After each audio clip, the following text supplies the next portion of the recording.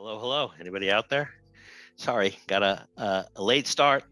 I got kicked off my own Zoom session. Where's Justin when you need him? At least we would have been kicked off together.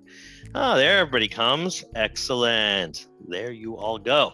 Hello, hello. It's me, Noel. I'm here at my own little Zoom session, all by my lonesome tonight. I've got Justin working, editing videos, getting ready for the new onslaught, if that's not the right word, of new video on demand videos that we have been recording for months now. I know you guys are impatient for them to come, so they are coming. I'm going to try and experiment here. I got kicked off my own Zoom because it's rejecting my video because I just uploaded a new version of Zoom. So for all of you who have not yet uploaded the new version of Zoom, be careful to get that you don't get kicked off your own Zoom session. So just checking in to see what's going on. I'm going to try one last time to get my video right. Otherwise, I'm just going to do with this little constricted little video that I have here. Let's see if I freeze up again. Am I frozen? Am I frozen? God, I think I'm frozen. Anyway, I'm not going to worry about it. I'm going to stop the video. I'm going to restart the video, and then I'm just going to keep going. All right, I have to stay in this little box now. I think I see what's going on. Hello, everybody. Welcome to Slow Rise Pizza Monday office hours. So it is 5:05. Sorry, getting a late start, but I cannot seem to get my video working properly. Hopefully, you can all hear me. I'm going to do something a little crazy today. I know that normally we do everything through chat, but you know what? I'm gonna trust you guys, and I'm gonna start promoting you one by one to panelists. All right. Now, with responsibility comes power. So do me a favor. The same rules apply that always apply. All right. No talking out of turns. Hit me up in the chat with one question at a time. I know some of you have more than one question. That's okay. Hit me up with multiple questions, each in a different chat. What do I mean by that? So let's say you have a question about gluten development. Here's how I want you to ask the question. First, your name already comes up, so you don't have to tell me your name, but I do want to know what level of classes you have participated in. You can say beginner 1 video on demand. You can say intermediate 1 live Zoom. You can say advanced 1 live Zoom, or you may say that you've maybe you did a private party with us, and you can say, hey, I did a private party with my company back in May, and I just had a question about, and then state your question. Don't state 2 if you have 2. Come back, do another one, say what level you've done again, and then state your other question. This way I can get to one question at a time. I don't have to do a bunch of reading. Apparently, I'm not that good with reading. And also, in order to read and answer questions just by myself, I don't want to sit there reading while you guys are all watching me. Say, hey, what's up with Noel? He can't read very fast. It's true. I'm not the fastest reader in the world. And some people are better at reading and talking at the same time. I'm new to this thing. So here's what I'm going to do. I'm going to start promoting you one at a time to panelists. If you do not want to be promoted to panelist, I'm going to do it anyway. But so here's what you can do. You can change your name. You can keep your video off if you want to be private. I totally get it. But I'm going to promote you all to panelist. And then this way we can have a little chat. And as I answer your questions, what I'd actually prefer to do is allow you fun people to actually unmute, and then we can have each question turn into a little conversation. It is fun sometimes to just like go back and forth with Justin, and he hits me up, and then I answer questions. And for the questions that are maybe a little bit too involved, we might say to you guys, hey, do me a favor, unmute. Why don't you ask the question yourself? So hello, Aaron. Thank you for showing us your video. I don't feel so alone anymore. So let's see, Gary, Dana, all old friends. Eduardo, what's going on? Gabriel, how are you? Good, everybody. Thank you. So as I do this, I just want to welcome you all once again to my office hours. I used to send out email blasts and stuff to this, trying to get more people, but actually, Justin and I noticed that sometimes the smaller sessions are actually a lot more fun. And so I'm not trying to like get 50 or 100 people anymore. I just want to get like 20 cool people who have cool stuff to ask, and that's all I'm trying to do here. That's it. Right? Not trying to get famous in a single Monday. Just trying to like answer some questions, talk bread, all that fun stuff. So Anyway, I'm going to chat for a little bit, tell you guys what I've been up to this week. I am actually producing a big online event.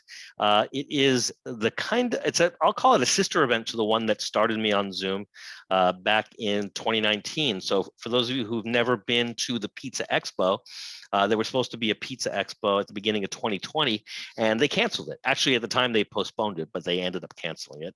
And so it was supposed to be March 31st, April 1st, and and April 2nd, and they canceled it. And I'm like, you can't cancel the Pizza Expo. I'm uncanceling it. Right. And so I ended up producing it from my living room.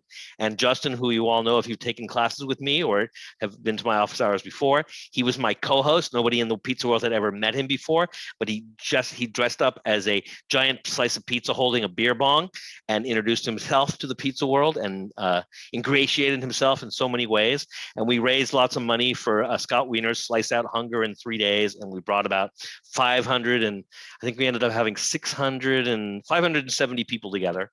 And we all talked about pizza, and a lot of chefs were there, people that I've consulted for and worked for, and people zoomed in from all over the world and talked about where they were at. And it was really great. And it was a good team building event. And it was an important event, I think, for the pizza community. I'm not saying that because I brought everybody together. I'm saying that because we were all freaking out. Right, people were closing their restaurants and going from $20,000 of sales to no sales, and wondering how they were going to keep all of their employees healthy and happy and employed and with health insurance. And it was just a crazy time. And it was the beginning, right? Remember the end of last March, we were all wondering, like, is this thing going to last? Like, what's up with this? This is really weird, right? So anyway, it turned into an online pizza school, and we've done almost 2,000. We've taught almost 2,000 students this year, and so of course they canceled Pizza Expo again. They didn't really cancel it; they postponed it right till June, which I know, fine, even with the best of intentions. They tried that on us last year, right? So I'm going to do it again, but I'm not going to do. I'm not going to do March 31st. It's not official. But I'm going to do 420, which is code for those of you who know the code. And for the rest of you, you'll be like, I don't know what that means, 420. That's fine. It's just April 20. Right. So we're gonna do a big long pizza happy hour, probably from around 11 a.m. Pacific Standard to 4 p.m. And it's gonna be similar to last year, except we're gonna break it up. We're gonna do a big pizza event for the industry, meaning for restaurants and food service, one day, and then probably that following Friday, which is 423, it's gonna be for people who are home bakers and people who are, I actually call them prosumers. And I feel like these people are a whole new class of consumers, because sometimes you guys take pizza more seriously than some of the professionals. I'm not even kidding.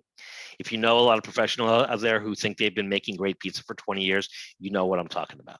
And I know people who've been making pizza for 2 years and have been doing sourdough for 1 and are literally making better pizza than a lot of the pizzerias out there. So no offense to my pizza brothers and sisters in the industry, but y'all gotta catch up to the people out there who have unis and rock boxes in their backyard. And that's actually how we're going to frame the event this year. I'm telling you all this, not let you care, but I'm just telling you where I'm at. I'm brainstorming with you guys. So one of the things about food service people, I didn't even know what food service was like 10 years ago, but it's this invisible level of food service, and it's actually at the top of the food chain because they eat all the smaller people. And if you ever go to like Dodger Stadium, or you go to like a university, or you ever go to like a location of a restaurant where they have 1,000 locations, that's not food, that's food service. That's not a restaurant, that's QSR, and it's a whole nother branch of industry called food service. And they're trying to create food which is faster and more efficient, and it ends up being like really ugly and taste free. And so what I'm trying to do is give those people that run the world the opportunity to learn from do-it-yourselfers. Because this year the restaurant industry is crippled. They're not teaching anybody anything. They're actually just trying to stay alive. But what's interesting is that people that are do-it-yourselfers, like some of you, are actually flourishing. And a lot of the things that you guys are doing and a lot of the questions you're asking, whether it's about like sourdough or long fermentation or milling your own grains, that's actually the future of food service. And they don't realize it yet because food service is totally lost right now. They don't know where to look. And so I'm trying to give them a place to look. And so one of the things that I'm going to do, I don't know if were any of you at the Adam Kuban class on Saturday? Hand raised for Adam Kuban. Yeah, that was a really awesome class. I don't know if you know, but there was a guy there. His name was Dr. Jones, Dana, and he runs a place called the Washington State Food Lab. And he is absolutely at the forefront of what some people call ancient grains or heirloom grains. And so in the Skagit Valley, up in Washington State, they have all these beautiful grains they've been growing for generations there. And these are now coming into vogue, right? And if you go to places like Tartine, they'll trumpet the names of these grains like espresso or a Skagit 1109 or all these beautiful heirloom grains that Chris Bianco and Chad from Tartine are featuring. Well, you know what? Like Native Americans and American farmers have been using these grains in the Skagit Valley forever, and it wasn't fashion, and it wasn't expensive, and it wasn't like couture dining. It was just like that's what they grew there. It grew there naturally. And so I'm going to invite Dr. Jones to talk to people about sustainable farming. And here's the thing, like it's big in California. I don't know where you all are, and everybody's not everybody, but people in my world talk about ancient grains and heirloom wheats and milling, and a lot of the do-it-yourselfers. I don't know if any of you or any of your friends have home mills and stuff, but it's actually getting really big. And a lot of the chefs that I'm working with are milling like a portion of their grains, and they're enjoying it, and their customers like it. So I'm going to try to bring the food service people up to the level of home do-it-yourselfers this year. And probably some of them are going to be shocked and dismayed that I'm comparing them to like non-professionals. But here's my thesis. In a lot of ways, non-professionals, home millers and bakers are ahead of the curve. And so, especially where I live, a lot of times, I don't know if you've ever had this experience where you're like, oh, I should have invested in that company 20 years ago, I'd be rich. Or I should have done this 15 years ago, I'd be so happy right now. Well, guess what? There's a lot going on in the Skagit Valley in Washington and in Los Angeles and probably your own neighborhoods that food service has no idea about. And probably we'll look back in 20 years and be like, wow, we were so ahead of the curve, right? But what if you could actually make money? Food service can do that. They can invest in these technologies, in these wheats, in the bread lab, all kinds of stuff, and start to like have a stake in our own well-being, because actually heirloom wheats and whole wheats make you happier and healthier, and they're actually good for the environment in provable ways. So anyway, that's one of the things I'm working on this week. Sorry for the long introduction, but I just wanted to tell you guys what I am up to. So how about this? I don't see anything in the chat. Does anybody want to raise their hand and start the conversation? Anybody have any interesting questions or stuff? James, how about you? Hey, so I took all 3 classes. Nice. I just finished the video on demand for the advanced class. Congratulations, you got through it. And I had a question as regards to, you had a few different bread recipes, and you were saying the typical problem everyone runs into is steam in a home oven. So yeah, my thinking was the Dutch oven, right? Would that just be like a cast iron Dutch oven that would? Yeah, it solves every problem there is because it holds in the steam. It's the best. Okay. Yeah, so it's that's what I was assuming would probably be the best way to get that done, right? That's the best for bread. How about, are you cooking pizza as well? I am gonna do pizza with that dough, and that's probably gonna be in my rock box. Rock box is good. One of the things I've been doing in the beginner classes lately is at the very end of my prep, I'll put some vegetables into the oven and I use the steam from that. And I literally, as I'm putting my first pizza in, I'll pull out the onions or the mushrooms, and it's perfect because then that first pizza is entering an oven full of steam already, and it works amazing. Plus the kitchen smells really good, and that's the way to start like a nice bake, with a nice smelling kitchen. Yeah, it sounds really good. So that's obviously with the high hydration, that's something you want to cook lower, right? I mean, any kind of pizza you're cooking, you want to have some steam in the oven. And Okay. so whether you put a sheet pan with some ice cubes or, some vegetables for roasting in the oven, a little steam goes a long way. Okay. Cool. All right. Good one. So wait, you just finished the advanced class? Yeah, I bought it I think on Thursday, and You got through it already? yeah, I like to go back and like Good. just pretty much take notes, and I got all the different bread Great. recipes you put on there. Good. But yeah, I find that it's easier for me to just take some information in, digest it, write Good. down all my notes, and then Good. have at it. So I've been kind of going couple hours a day. And are you a home baker? Oh yeah. You have any plans to do anything besides home baking, or you just want to like cook some awesome bread and pizza at home? No, I want to actually start a pizza business. Well, bread as well, but really focusing on at pizza at first, doing pop-ups and catering and stuff like that. Nice. What part of the world are you in? I'm in Sacramento, California. How's it going up there? Uh, Pretty much like everywhere else. Everything's at a standstill, but yeah, it's not too bad. Nice. What business are you in right now?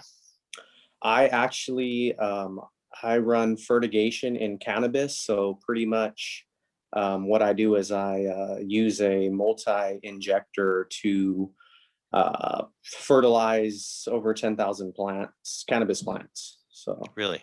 yeah, so Is this something you do like with a computer, or are you like literally fertilizing 10,000 cannabis plants? yeah, so there's a software with it, and there's like hardware as well, like equipment. So pretty much it's like 8 different injectors, and it injects pretty much in the plumbing in a mixing pump on the way to the Wow. rooms. So I have about 2,000 plants in each room, and that it gives you the freedom when you have so much square space to like pretty much fertilize on the run. Like these plants need this certain kind of food, and then these plants need another. Wow. Is that your own business? Unfortunately, no. No, I don't know, because there's so many Yeah, people that have small businesses that turn into yeah. that. You never know. No, I'm actually with a really big company out in California called Connected. It's interesting. Um, yeah, we've got a couple of different grows in California, one in Arizona, Amazing. another one on the way, and moving towards the East Coast as well. What about cannabis pizza? Have you ever tried it? I get a lot of requests for that, but I haven't. Me too. I haven't tried. I don't. I mean, I'm thinking with like the New York, since there's oil in there, um, something with like the fat, so that could be an option. I do like a really good miso garlic butter, It's a so good one. Anybody something here that heard has of? like a strong taste to it. What's that? Have you heard of Jeff the 420 chef? I don't believe so. You guys should Google that guy, Jeff the 420 chef. I'm actually trying to get him on 420, but you imagine he's already probably triple booked for that date. So Right. he's a pretty interesting guy, and he has a very specific ways of infusing canna oil and canna butter. Hmm. And he has some good like recipes that actually work really well. I don't know if you guys have ever had issues before where you buy like someone's like candy or something, and you take like even a half dose, and then you're like incapacitated for like 2 days. You're like, I only took a half. Imagine if I had taken like a whole dose, right? Yeah, that's So a this real big teaches you problem. to Yeah. actually measure and dose properly. So Hmm. for those of you who cannot afford to be incapacitated for 2 days, Jeff the 420 chef. I'm trying to get the guy. He's really tough on 420. On all the other days of the year, he's probably easy to get, right? Yeah, actually have a pretty interesting recipe um, using sous vide to actually get the cannabis into like a olive oil or butter. Yeah, I'm sure. He's got, I've tried his recipe a few times. He boils it, he steams it, he sautés it. I mean, and here's the most amazing thing, besides being able to quantify the doses, you can't taste any of the marijuana in the final butter and cannabis, which is pretty powerful, Yeah, that's like the number one thing. I do not right? like the taste at all. Yeah. Excellent. James, thank you so much for your questions and for your knowledge. I appreciate it. Cool. Thank you. Yeah, keep in touch. Anybody else out there? Come on now, don't be shy. Somebody want to raise their hand? I could start calling on people or not. Philip, Gary, you're next. Okay, I tried to put short question in the chat. I don't know if it came through, but It came through. As you know from our exchange a couple of days ago, I did beginner one with you about 2 weeks ago, and then found out quite by accident that my niece and her shiny new husband also did beginner one with you. Amazing. And it also turns out that then her mom, my sister-in-law, did beginner one with you as well. And I am now subjected to extreme humiliation by my niece sending me these photos of her unbelievable crust with these gigantic bubbles in it. And the only three that I've made so far were from the class, and I made them at different times. One of them the night of the class, the next one the next day, the next one about 8 days later, and just tasty, satisfying, but the gauntlet has been thrown down. So is this a question of my rising time, of my temperature? Have I done something wrong, or have I just not achieved You need the to keep plane of practicing. You higher need to keep being? practicing. You know, Right. it's like so many things. Like I think what's going to happen is if you just keep making the same recipe over and over again. I don't want to say it's like yoga or surfing or anything, but like anytime you practice anything, you do it again and again, you build up a certain muscle memory. And then I don't know what it is that causes a breakthrough, but something happens and you're like, suddenly you can do a handstand, or suddenly you can do a downward dog for 3 minutes and it's not that hard, or you can plank for whatever it is, right?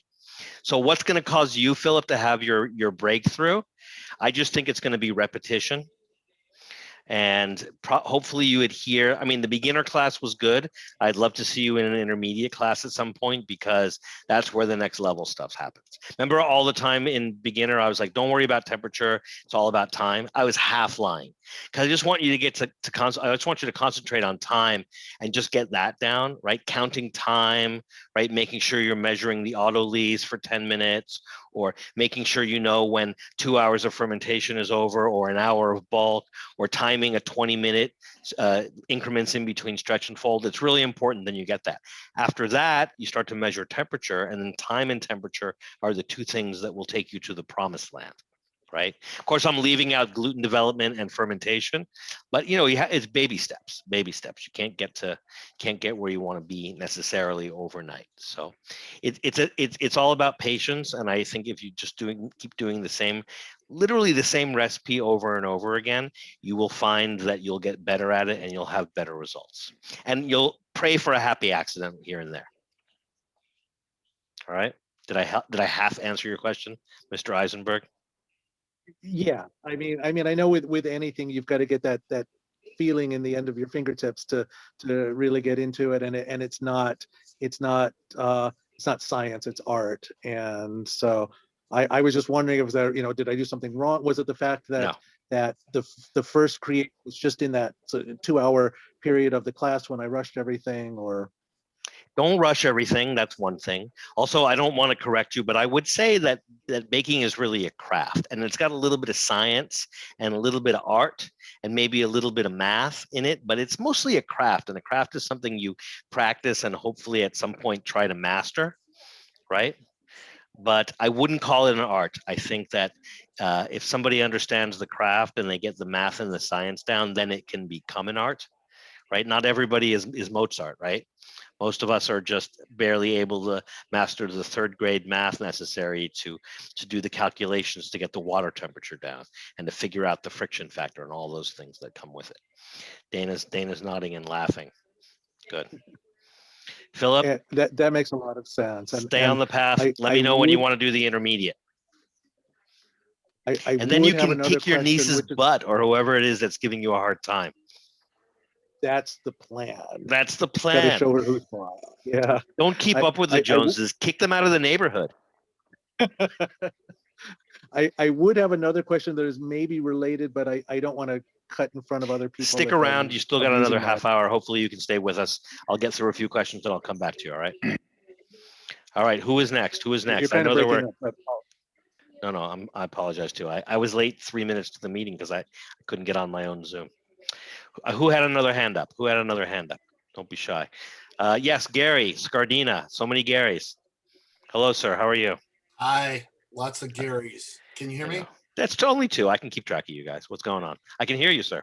Okay. Well, firstly, because it's really important in pizza that the sequence of events is correct, right? So most importantly, pizza comes after cannabis. You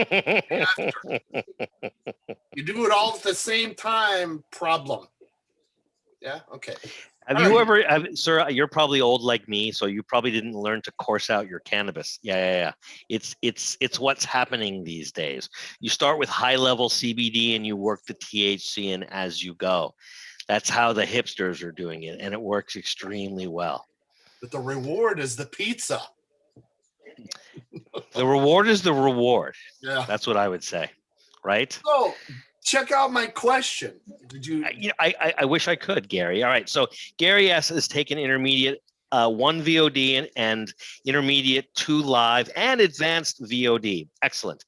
Yesterday I mixed up a Roman style high hydration dough, flour 300. All right. I got the recipe good. Intensive mix, 30 minutes, DDT of 72. I got all the art good. Put it in the fridge at 2. Excellent. Viewing today, the dough looks like it is not rising at all. And I am wondering if the yeast got killed by the very cold water I used to maintain the DDT. What did I do wrong? All right, so here's the question. What was the temperature of your dough when you put the yeast in? Hold on. I'm holding. So when I put the Here's how we do it in advanced 1. Ready? We determine your water temperature. It's usually very cold, somewhere between 33 and maybe 40 degrees. 32. Then we mix for 5 minutes on first speed, and what we're looking for is a dough temperature between 50 and 55. Was your dough between 50 and 55? I don't have that measurement in my piece of That's paper. very unfortunate for you, Gary. So after that first 5 minutes, it's supposed to be between 50 and 55. I think it was about 52. That should be fine. The only time I've ever had problems with yeast is if you put the yeast into the dough and it's below like 46, 47, then you can retard the fermentation. Right. So, I mean, I looked at it today and it's just flat like a giant pan. It could be pretty flat. That's actually okay. When you come in, here's the thing. The DDT for that recipe is 74. So 72 is a little on the cold side. Yeah. And just 2 degrees can be enough. When I talk about fermentation, sometimes in the intermediate 1 class, I'll say that like if you're in the 40s, you're in first gear, and if you're in the 50s into the 60s, you're in second, right? And then the low 60s to maybe the high 70s, you're in third. And then once you get to like 72, 73, 74, you're kind of in 4th gear, and you don't get into 5th gear until you're at 78. That's 5th gear. And so at 72, you're really in 3rd gear, and you could either upshift or downshift. So depending on what the room temperature was, it was only 71, so it didn't get any higher. Maybe you never got out of 3rd gear, and then you downshifted when you went into the fridge, went back into 2nd, and now you're in 1st gear. So it could have happened. Yeah, that's probably what happened because, I mean, it's like you go to measure the flour, and it's like, okay, here it's 72, here it's 71. Depends upon where in the flour you mix. And I let it sit out and be at room temperature at least, Yeah, if I had to say, I say you're not using enough yeast either. I don't know where you got this recipe from, but you have about half as much yeast as you're supposed to in our recipe. It was a half a gram, so it's that's not enough because that recipe calls for about. What's the name of that? Hold on for 1 sec. I think that What's recipe. the name of that site that you? Who's saying that? Hold on. We're in the middle of a conversation. Please. I'll be right with you. So if you were going to use 1,000 grams of flour, you should have had 3 or 3¼ grams of yeast. So for 1/3 of that, you should have had at least 1 gram of yeast. So you're short by 50%, Gary. Do me a favor. Muddle that in your mind. I'm going to get on to the next question. Who is talking out loud there? Somebody I can't see? Anybody? All right. Thanks. That's all right. We're all on our best behavior now, right? It's Gary number 2. How are you, sir? Unmute, please. Let's see what you got. Hey, buddy. How are you? Hi, everyone. Great. How are you? Good. Thanks for hosting as always. As Appreciate it. always, Good appreciate to it. see Yeah. you as well. Thank you. Just to reinforce, so kind of echoing off of Gary's recipe. What's up, G? My flour is 51, my room temp was 70, and water was 48. Before that, this is based on New York City dough intermediate class. And I'm struggling. My final dough was 66. Did get a chance to speak with Josh Hernandez, Good. and he helped me out. And just to reinforce this question with you, he asked, he's like, why the hell is your flour so cold? number one. And he said our pantry is freezing. It's always like 60 below. So all the flour temp, even if I'm leaving it out at room temp, your favorite word. Yep. And then he said, I was hitting 66. I extended the bulk for 2 hours after hour at room temp. And then next hour I put it in the oven, hit 68. And then I put it in the fridge. It still came out good based on that's the dough in the background, like you told me to do. And Looks then the good. photo. Thank you. Yeah, Looks of course. excellent. And then Yeah, very nice. Thank you, sir.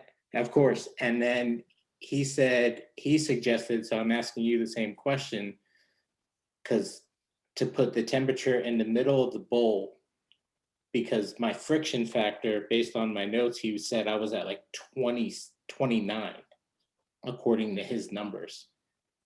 4.5 quart KitchenAid. I would say his numbers are too high by 3. Okay. So there's different ways to figure friction factor, and I'm gonna have to talk to Josh because I think he's a little too high. Well, it could have been also just communication because we were going through Instagram, and then could have been. Oh, but do you suggest before doing it, he said, take my instant read, put it where the dough hook is, and then that would give me a better gauge? Or you're shaking? I mean, if you think you're off, you should stab a few different places. That doesn't sound like the answer to your prayers. I wish it did. Well, this batch came out definitely better. And then reinforcing what you were saying earlier to Philip, repeat the recipe. So this came out phenomenal. I reheated some slices and they were even better, like reheated. Sure. So I was stoked. But I just wanted your feedback on like what you suggest.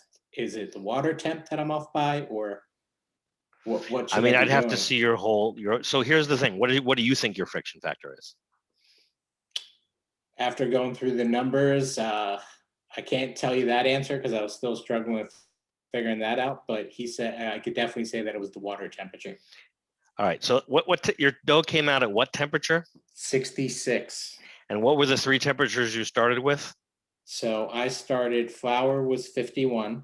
51 plus. RT was 70. 70 plus. 48. 48 plus 169. And then divide that by 3, correct? Yep.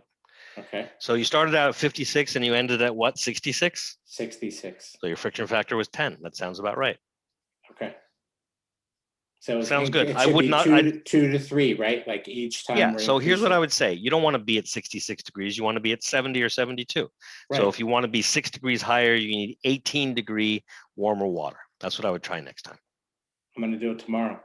Try it tomorrow. For every degree that you want to increase your friction factor, for every degree you want to increase your final low temperature, increase your water temperature by 3 degrees. And that's what I was reinforcing based on what you were saying in the vid. Okay. Yeah. Cool.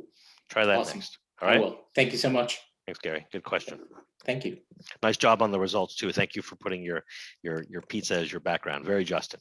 That's the dough, but I'll show the pizza next. For me, the dough is the pizza. No, I got you. Dough on the brain. Always. Good job. Thanks. Thank you. Thank you. You are welcome. Anybody else want to just? There we go. Lee, how are you, sir? I'm good. Thanks for having me. Welcome. So, you're welcome. I took your intro class live. Okay, and Thank you. I've been doing the New York dough. I'm just practicing technique and stretching.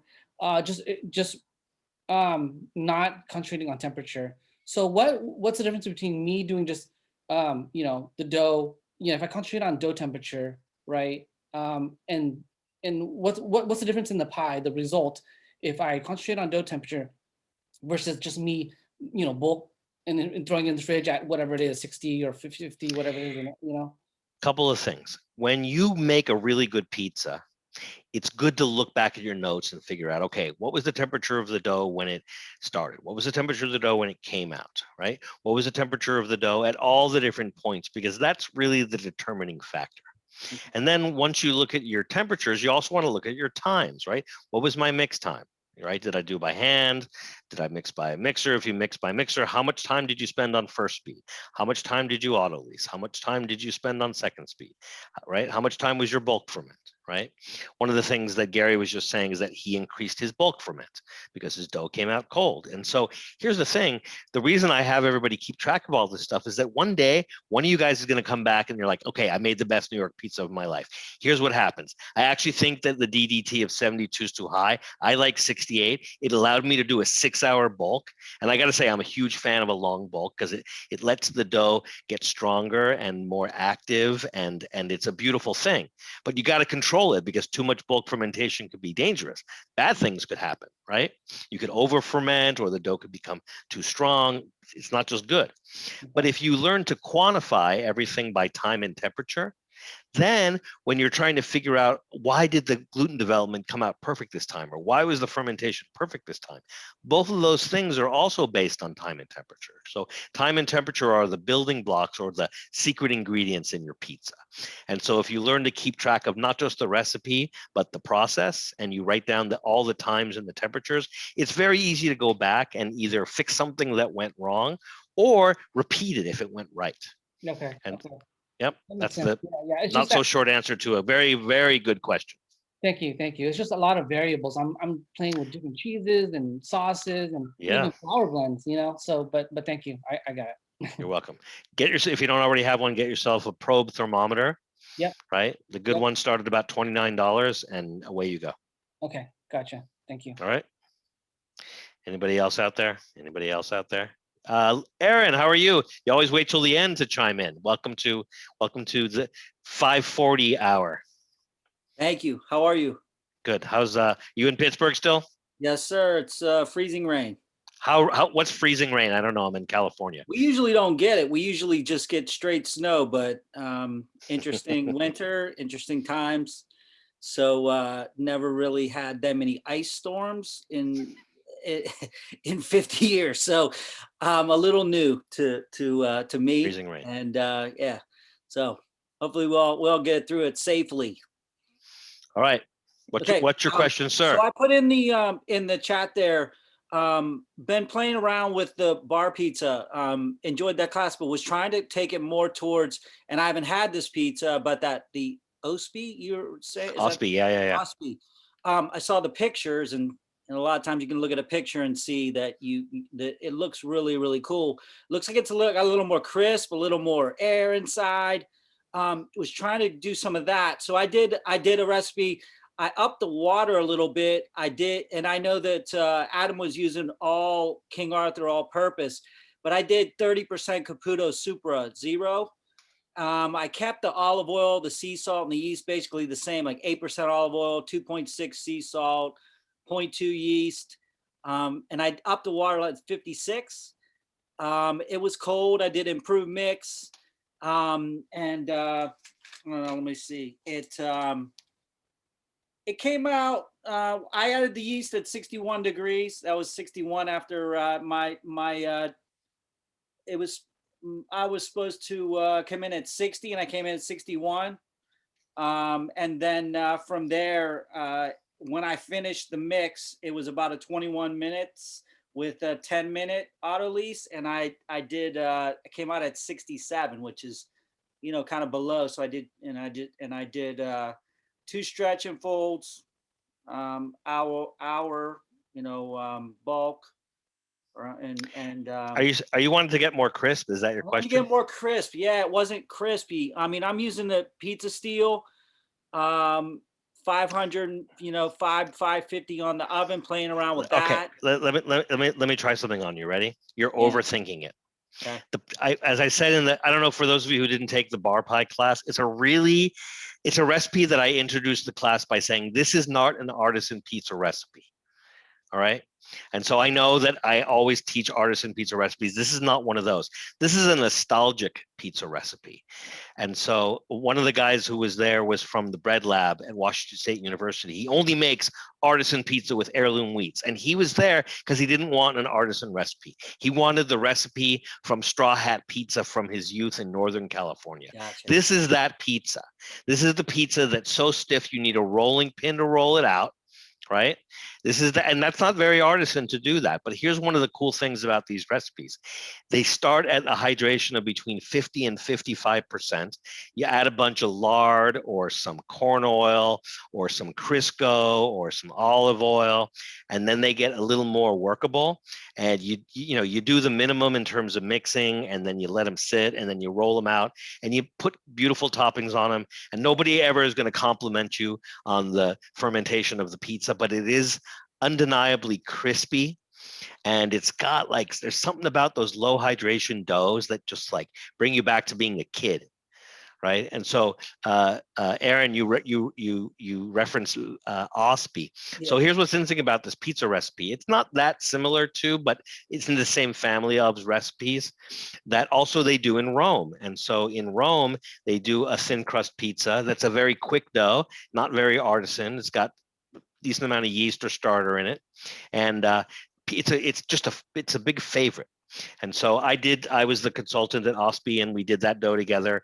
And it's, whether you're talking about tavern style pizza in Chicago, or you're talking about bar style pizza on the East Coast, or, it could be New York, could be Massachusetts, or you're talking about, Roman style pizza al tonda, right? Like a thin crust that they roll out, they make it in a wood fired oven or a gas or an electric oven. Something about it. It's thin, it's crispy.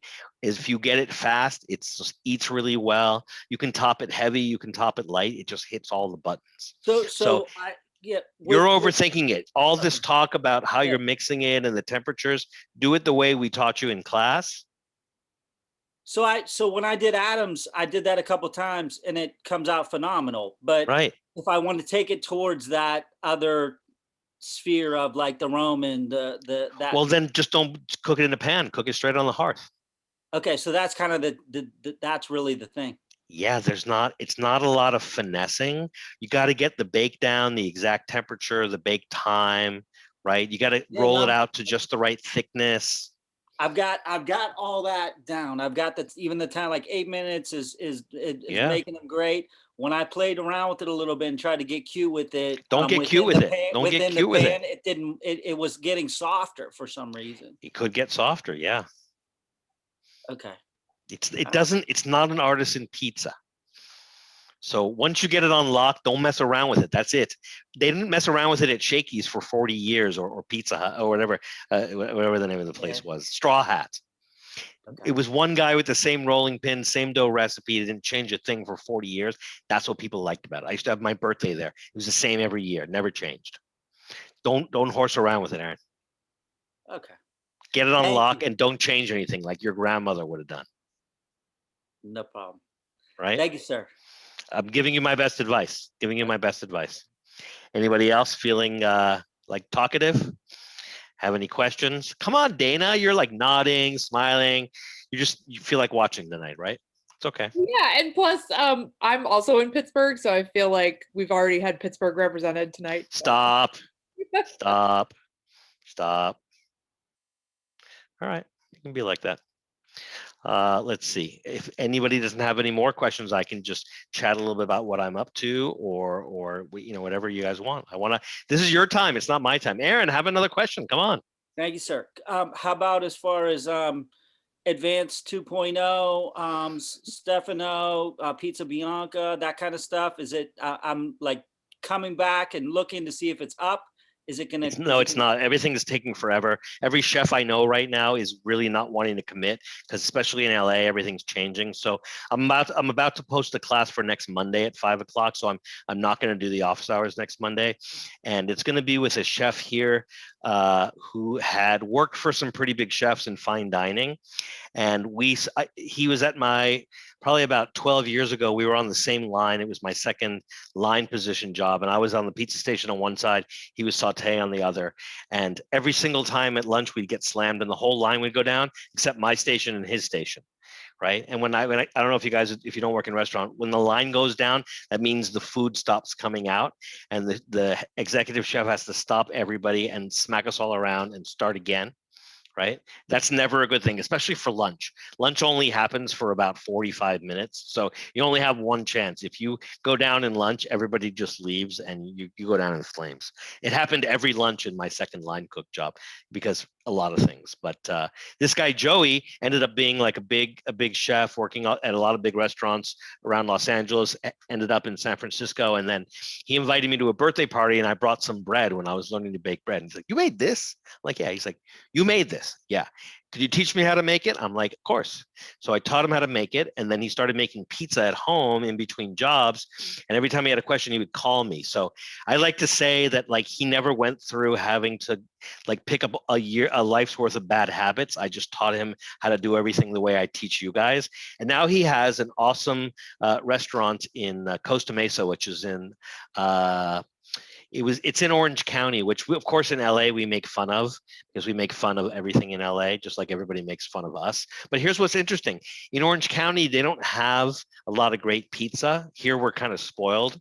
And so he went down there and he does this really beautiful sourdough pizza. And when I was talking earlier and I was saying, wouldn't it be great if somebody had a happy accident? And they're like, "No, man, you bulk ferment your dough and you know, for 6 hours." He bulk ferments his dough at room temperature overnight. That was a happy accident he ran into. And so, and it's just like a tiny bit of sourdough and it grows very slowly overnight. And then in the morning he comes and he balls it and the dough is perfect. And he has some things that he does that I want him to teach. So we're going to do that class next Monday. It's going to be an advanced one class. And what's pretty awesome is that he's going to take us through his whole sourdough process. And so his sourdough process is very dialed in. All right. So here's something that he does differently from probably everybody else here.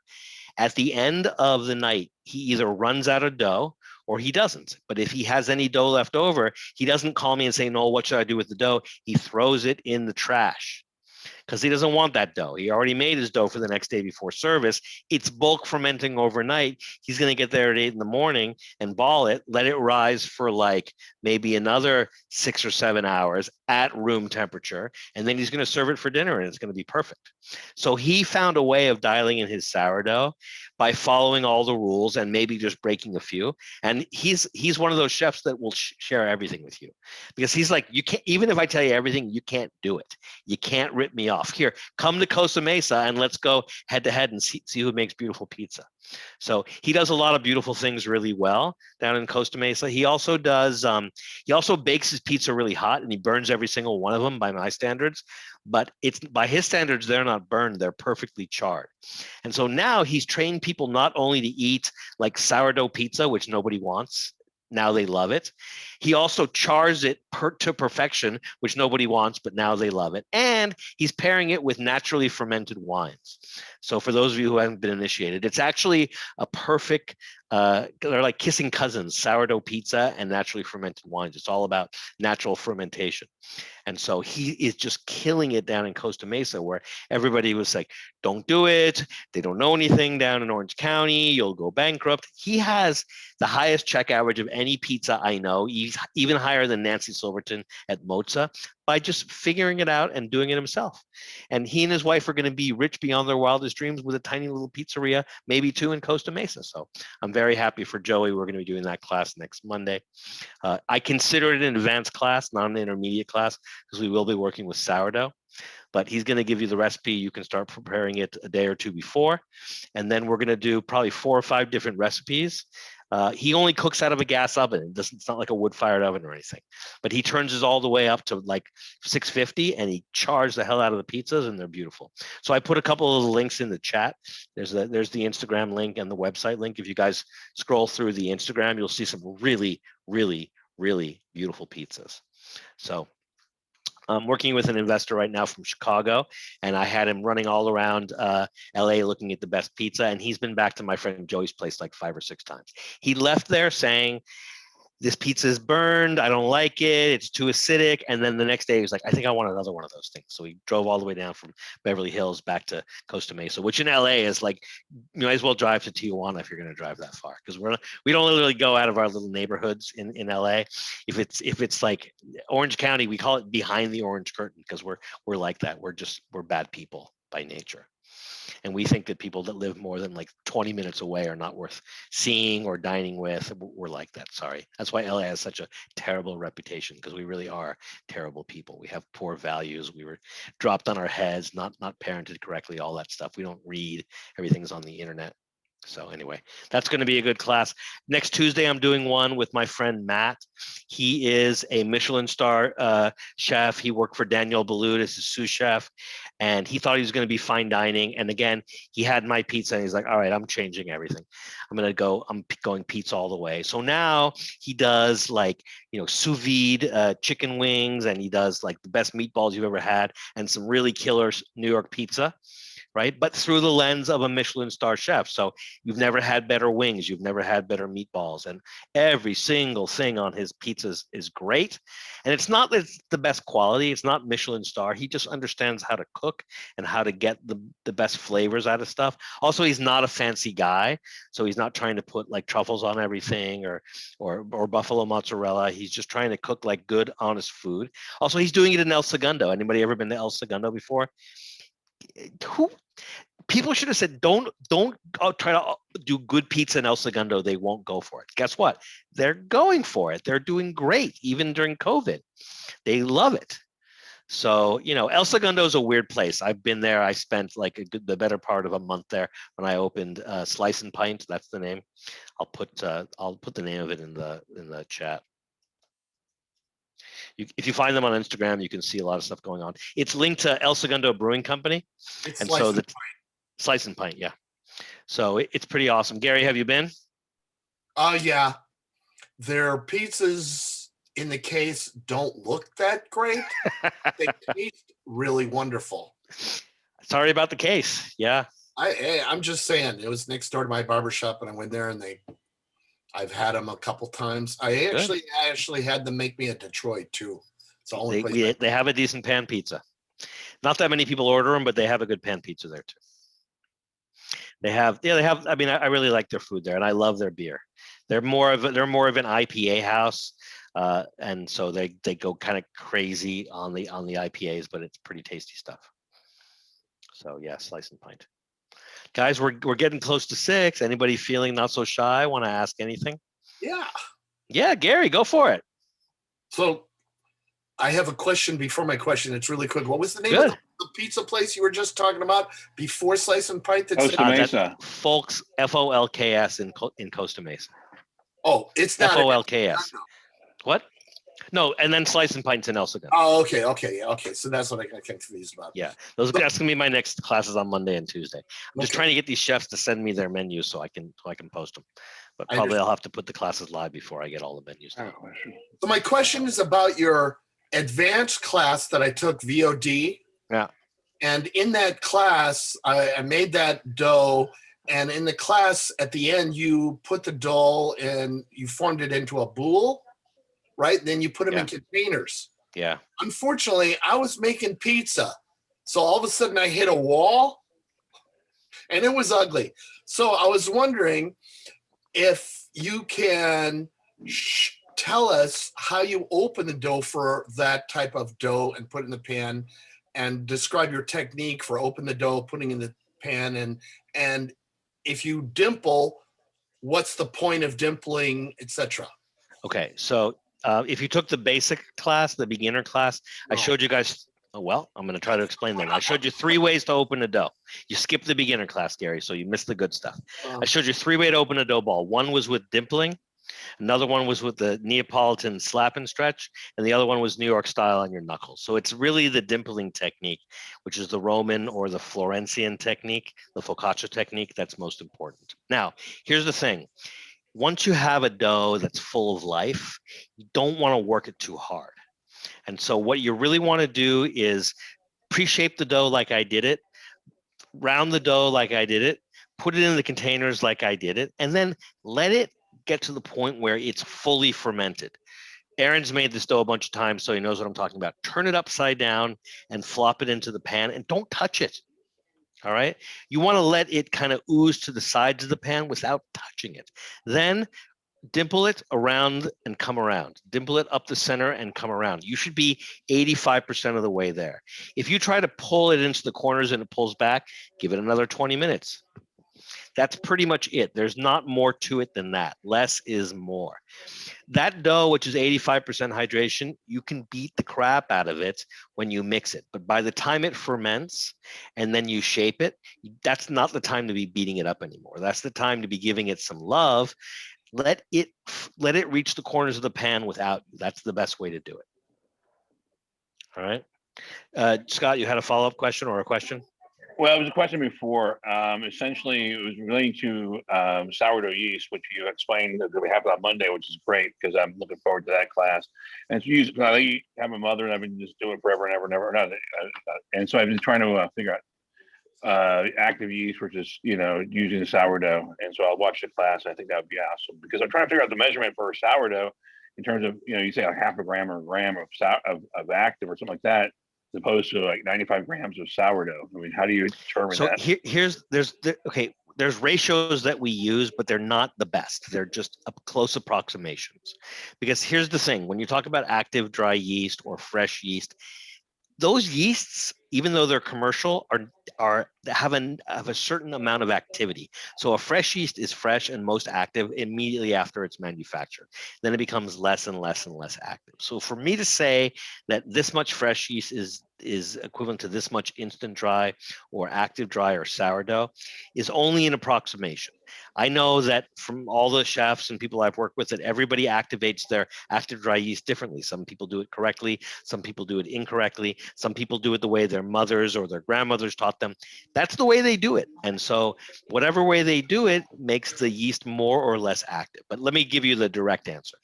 If you are using instant dry or active dry yeast, Scott, and you're using the New York pizza recipe that we use in the beginner or the intermediate class, the full batch calls for 2 grams of yeast. If you want to use levain instead, take that number and multiply it by 100. So 2 grams times 100 is 200. So you would use 200 grams of levain. Now, if you're using 200 grams of levain and that levain is equal parts flour and water, 100 grams of each, then you have to pull out 100 grams from the 1,000 grams of flour. And you have to pull out 100 grams of water from the 650 grams of water. So you're left with 900 grams of flour and 550 grams of water. And that's the answer. But then the question is, how active is your levain? Right. Right. Okay. Everybody's levain is different. It's different in the winter, spring, summer, or fall. It's different in the evening than in the afternoon. Right. But 100 to 1 is my best answer to a general question. Okay. Fantastic. I'll see you on Monday or next. See you on Monday. I'm trying to get it up. I'll hopefully have it up tonight, maybe tomorrow morning. I'm waiting. The chef had such a busy weekend. He hasn't sent me the recipes yet. All right. So I apologize. I may have to put the classes up before all the recipes are live so people can start signing up. So I'll post hopefully tomorrow on my Instagram that class is live. And then by Tuesday or Wednesday, I'll get Tuesday's class live from Slices Pint. Well, it's funny you say one more thing in terms of the fermentation, because like I watch Peddling Pizza, the guy and he has just room temperature the whole time.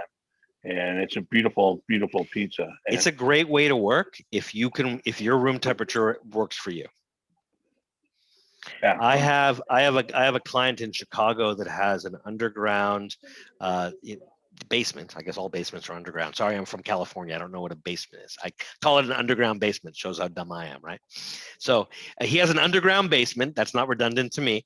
And it's always the same. It doesn't matter if it's the summer or the winter. It's always like between 50 and 60 down there, which is amazing.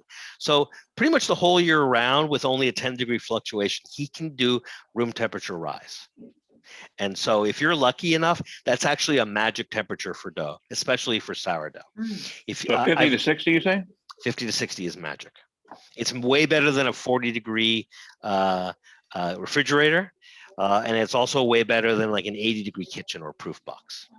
Oh, Northern California, so we get that temperature. Yeah. So you're very lucky. There's a series of books called Modernist Bread that I have, and there's a couple of pages where the authors of the book say that they discovered the same thing. So I like that kind of stuff because I've always been looking around wherever I work at all the restaurants for like magic temperature zones, and I always end up in people's wine fridges, right? And also where they store their charcuterie. Something about where they store their charcuterie or where they keep their French reds, which love 55 just like me. And the sommeliers in the restaurant's like, what are you doing in my wine fridge? I'm like, that's where I keep my sourdough. This is a wine fridge? I thought this was a sourdough fridge. Just, That's awesome. Luck of the draw. I'm not drinking your wine. I wish I could Well, drink good wine thing, and I am. eat at the same time. You're lucky, Scott. I can't do both.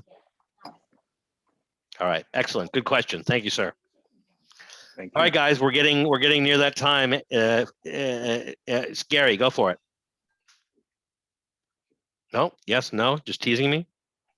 I was just waving goodbye, saying thanks. Oh, thank you, Gary. Thank you for joining us once again. I appreciate you. All right. Well, thank you, Dana. Thank you, Lee. Thank you, Scott. Thank you, James. Thank you, Aaron. Thank you, Philip Eisenberg and Eduardo Hernandez and Suvir Sarna and Dane Razuk. Sorry if I'm mispronouncing your names, and Matt Sherwood, and also Benar, who kind of came around at the end. Sorry if I missed you. The lone attendee who I'll promote to panelist just at the end. So thank you all. I appreciate you hanging out with me. I'm not with Justin tonight because he's busy doing other things. Actually, for those of you who know Justin, I don't know if you can tell, but his room is always a mess. And so Justin is cleaning his room today. And so he couldn't be with us so that he can clean his room. So hopefully when he comes back for the beginner class on Thursday and Friday, nobody can tell because he always has the pepperoni background hiding all of his junk. And truth be told, I don't usually say that his bed's behind that green screen. People are always like, what is behind that pepperoni pizza? It's his bed. So Justin broadcasts from his bedroom. It's funny, I've been working with a woman professionally, and I always notice that she's shot up in the corner. And it's a really awkward point of view. And it's like, I'm looking up her neck. I'm like, Nicole, why do you always shoot like that? She's like, don't show anybody. And she goes this far to the right, and it's her bed. I'm like, you're in your bedroom right now? Yep. I'm like, I had no idea you're in your bedroom because I just always saw that weird corner. She's like, that's why. If I go even this far, it's the bedroom, and that far is the bathroom. And I don't want you seeing either of those. I'm like, all right. It's okay, buddy. I got chased out of the office and had to go run into the guest bedroom. That's why I'm laying down. You look good laying down, Gary. I'm sure you've been told that before. You know it's sexy. Can I ask you one sir, quick question? Yes, sir. You get the last one. So after bawling, right? So the next day I bawled, and then I did what you said, not for the dough. I can extend that like for a day or two if I desire. Yeah. Like maybe do like 2 one day, do another 2. Find out, like, pizza's subjective, so we got to figure out what's working best for us. But I tend to go for like a 72-hour fermentation, and that I've had great success with. But you're saying that's totally cool to do. Yeah. Right. I mean, it depends exactly what the temperature is and how much yeast is there. I mean, for me, more time is better. Just make sure you take out as much yeast as you can. But you don't like acidic pizzas, right? I actually do. I grew up eating San Francisco sourdough, and so I like acidic pizzas, but sometimes they get a little bit too acidic. Got it. Cool. Thanks, man. I like them really sour though. I'm from San Francisco in my mind. Gotcha. There's a James Taylor song with something like a very similar name, I think. Born in my mind, I've gone to San Francisco. Is that what it is? Carolina, that's the one. All right, you crazy kids, thank you for joining me. I always look forward to Mondays, so I appreciate you guys hanging out with me. I'm glad you guys are out there making awesome pizza, so keep it up. I'm sorry I've been behind on getting new classes up. We've been trying really hard, but mostly we've been focusing on getting all the old classes on video on demand. So now we have a new problem, which is, believe it or not, people have been trying to hack our website. I don't know why anybody would try to hack Slow Rise. I mean, I actually do. They think they're going to get not recipes. They think they're going to get credit card information. And so apparently there is there's a known weakness in one of my plugins that I cannot upgrade because of some other programming we've done, and hackers are like trying to get in there. They're teaming up on my website. So now we have to like rebuild this whole plugin and rewrite all the code. So what a pain in the butt. You can't even have a pizza website these days without people trying to hack it. Isn't that crazy? So there I got that alert too on my. You got that alert too? Yeah, on my password. It told me to change it immediately. And right? Yeah. I actually have a plugin that lets me watch all the hackers that are hacking. And sometimes there's 10 different people trying to hack, or one guy trying like 30,000 passwords. You get locked out after 10. But he has some software that lets him try like 30,000 at a time. I'm like, Jesus, I don't have credit card information. And You're actually, like, there's no videos. recipes on the site. There's no recipe. There's nothing there. And if they bring it down, I have the whole site copied. I'll get it up in like 8 hours. There's nothing. I don't know what they think they're looking for. Any hackers out there who know? Is it just bringing down websites for sport? Weird, right? Weird. Anyway, that's the world we're living in. So happy to be here.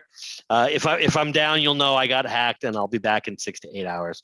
The whole website's hacked, so backed up. So thank you, everybody.